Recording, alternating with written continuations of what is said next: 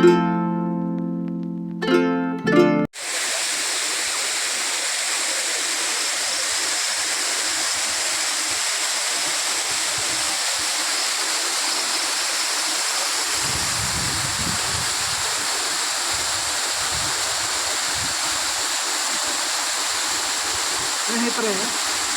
ಈಗ ನಾವು ನೋಡ್ತಾ ಇರುವಂಥ ಜಲಪಾತ ಬೂಸನಕೇರಿ ಜಲಪಾತ ಅಂತೇಳಿ ಇದರ ಹೆಸರು.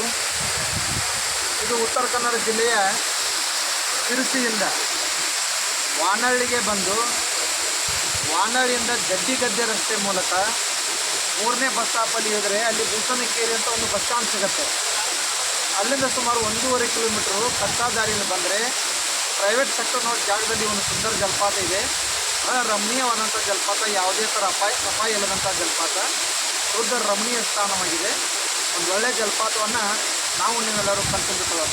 ಫ್ಯಾಮಿಲಿ ಸಖತ್ ನಮಸ್ಕಾರ. ಇಲ್ಲಿಗೆ ನಾವು ಕುಟುಂಬ ಸಮೇತ ಹಾಗೂ ಮಕ್ಕಳ ಸಮೇತ ಬಂದು ಈ ಒಂದು ಜಲಪಾತವನ್ನು ಕಣ್ತುಂಬಿಕೊಳ್ಳೋದು. ತುಂಬ ಅದ್ಭುತವಾದಂಥ ಜಲಪಾತ.